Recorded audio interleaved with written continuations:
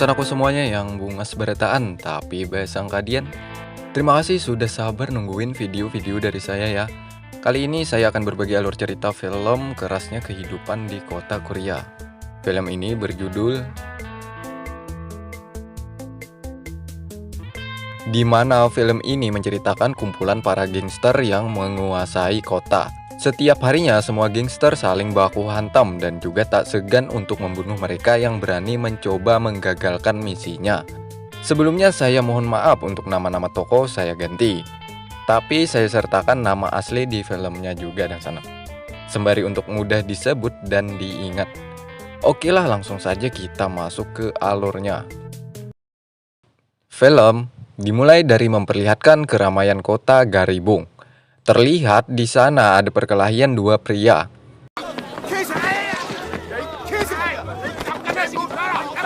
Membuat suasana tambah tegang saat itu. Para penduduk kota pun tak berani untuk menghelatnya. Suasana makin tambah tegang ketika mereka mengambil senjata tajam.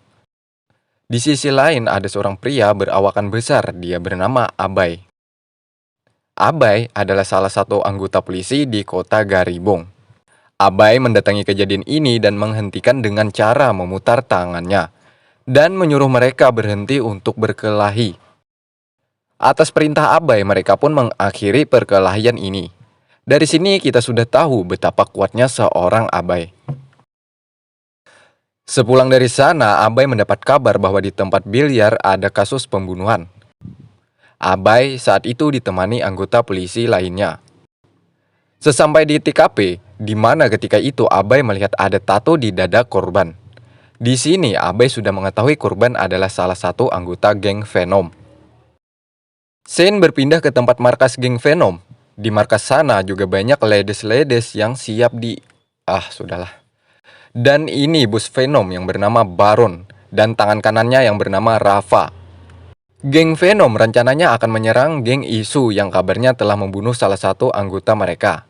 Namun semua ini belum pasti apakah memang geng Isu atau dari geng lain pelakunya.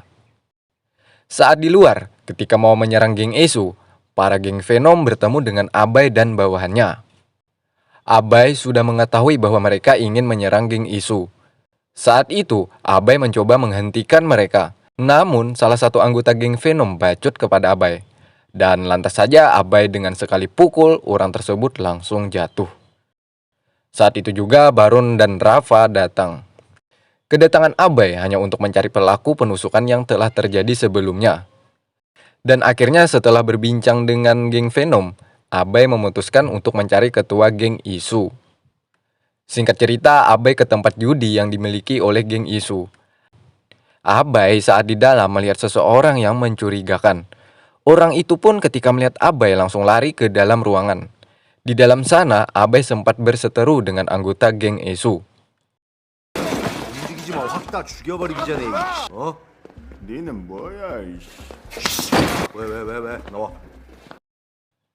Saat itu jugalah Abai dan orang itu saling kejar-kejaran lagi. Pada akhirnya di perempatan jalan, Abai menemukan orang itu. Kemudian dihajarnyalah orang itu dengan pukulan andalannya. Dan orang itu langsung pingsan.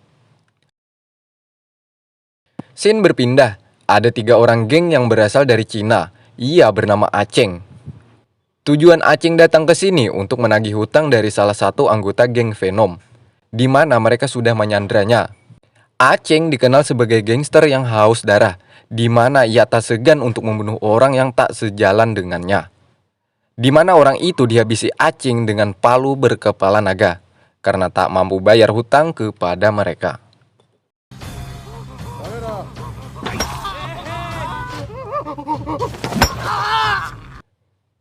Di kantor polisi, Abai menginterogasi salah satu anak buah geng Isu tadi, menanyakan keberadaan bos besarnya. Orang tersebut tutup mulut dan tak mau mengatakan bosnya berada. Karena tak mampu buka suara, akhirnya Abai membawanya ke ruang kejujuran.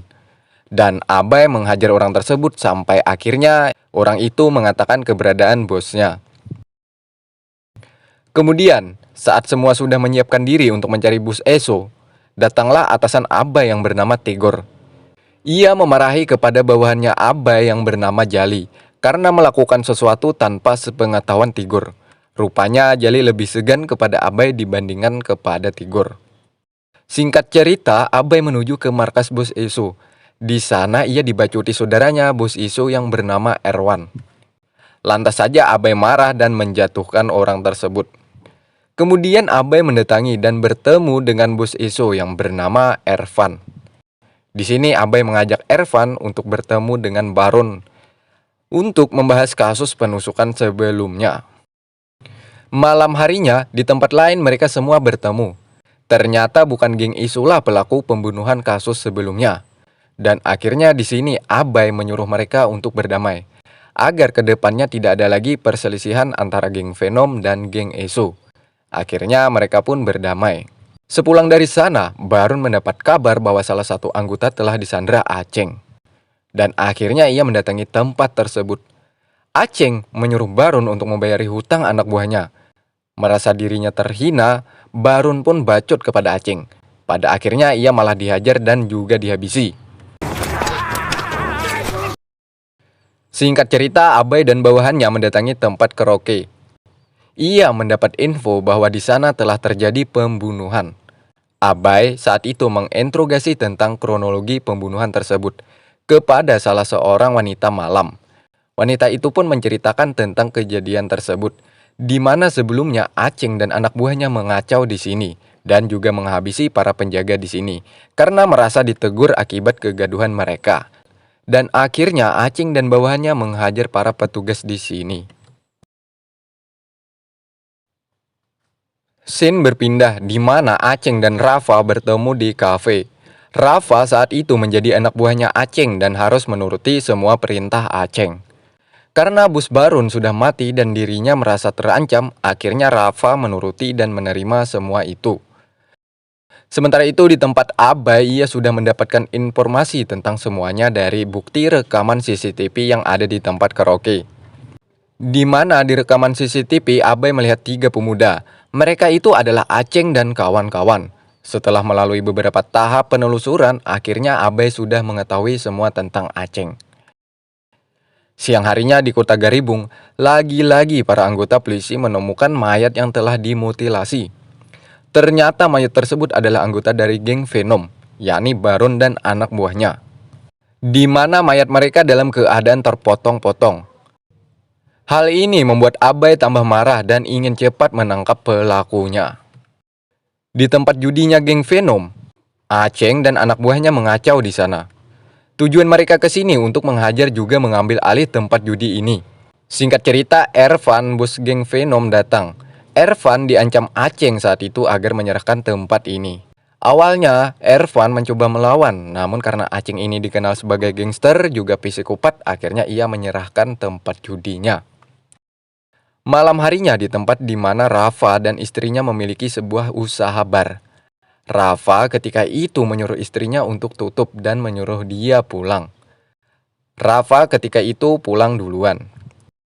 Karena merasa Rafa telah pulang, saat itulah Aceng memulai aksi bejatnya kepada istrinya dengan melakukan pemanasan dan terjadilah proses fotosintesis di antara mereka berdua.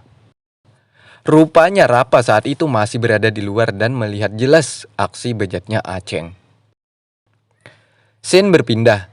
Abai saat itu mendapatkan informasi dari sebuah telepon bahwa 3 orang pelaku itu berasal dari negeri Cina. Mereka adalah geng Naga Hitam yang dipimpin oleh Aceng. Saat itu geng Naga Hitam sangat terkenal, di mana mereka membunuh musuh-musuhnya dengan cara yang sangat beringas. Singkat cerita, Abai saat itu makan malam bersama bawahannya. Di sana tak sengaja ia bertemu dengan Aceng.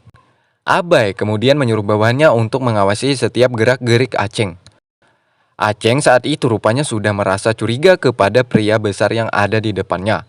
Kemudian dia pergi ke belakang. Ketika salah satu bawahan Abai mendatangi Aceng, ia disiram dengan minyak goreng panas ke wajahnya. Dan saat itulah Aceng dan anak buahnya berhasil kabur dari tempat itu. Scene berpindah, saat itu Rafa diculik oleh para geng Chonsik. Wang, pemimpin Chonsik sudah mendengar kabar bahwa Rafa menjadi tangan kanannya Aceng. Tujuan Wang menculik Rafa ingin mencari tahu keberadaan Aceng. Rupanya antara Wang dan Aceng menyimpan dendam lama yang belum terbalaskan. Saat itu juga Rapa mengatakan bahwa dia berjanji akan membunuh Aceng dengan tangannya sendiri karena telah melecehkan istrinya saat sebelumnya. Di tempat lain di mana anak buah Aceng sudah dikepung oleh geng Esu, di mana Erwan dan Ervan beserta staf dan jajarannya sudah bersiap untuk menghajar mereka berdua. Akhirnya perkelahian pun terjadi.